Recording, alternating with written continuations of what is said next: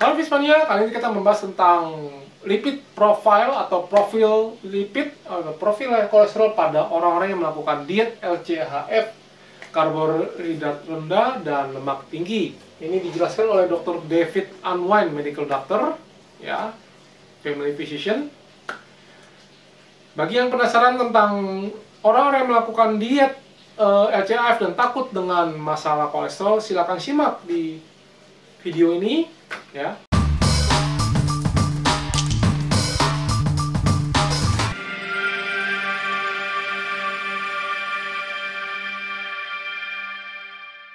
Selamat datang di channel BINARAGA.NET bersama saya Jo Puangku, biasa dipanggil nama JP, Jo atau JP, yang biasa membahas tentang nutrisi, latihan, dan produk seputar fitness.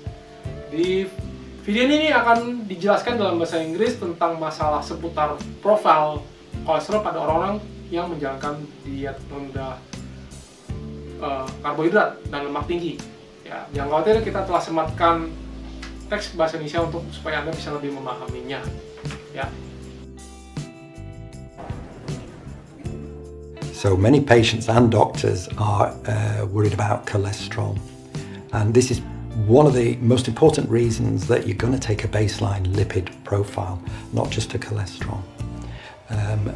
The other thing is to think about how you're going to discuss the lipid profile with patients. So when I'm talking to patients, we're talking about the headline cholesterol, the total cholesterol. In actual fact, that normally drops a little, but not always. I'm explaining to patients that the whole lipid thing is more complex than just a simple cholesterol. So many patients have an idea of what is my cholesterol. It's 5, it's 6. So I find it best to introduce the idea that it's more sophisticated than that, that we're looking at both helpful cholesterol and harmful cholesterol. That brings in the idea of the HDL cholesterol, which you will have measured in the profile, and the idea that so often you'll see the HDL go up, so that even if the total cholesterol goes up a bit, this is more than weighed or counterweighed by the HDL, which I find goes up significantly. And it's so helpful for patients to get that next step of the ratio idea. I actually rather like discussing triglycerides. Triglycerides for me used to be a real problem because I didn't know what to say about a high triglyceride.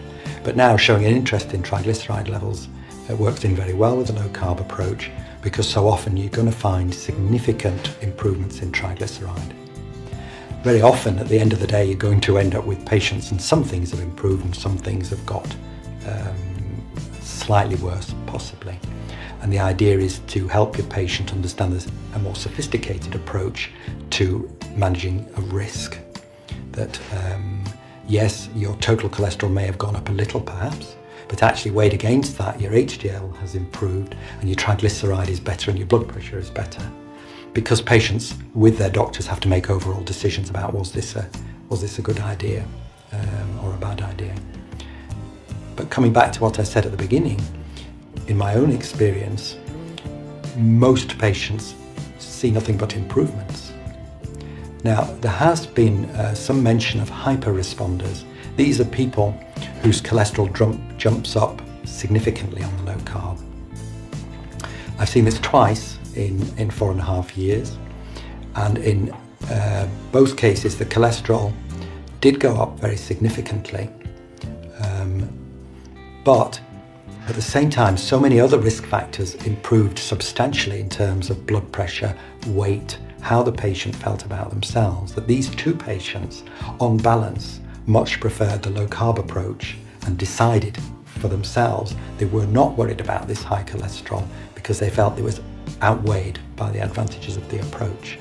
So there are hyper responders, maybe not as many as some people would expect. And when that happens, you have to deal with it in an individual basis as to what the risk is.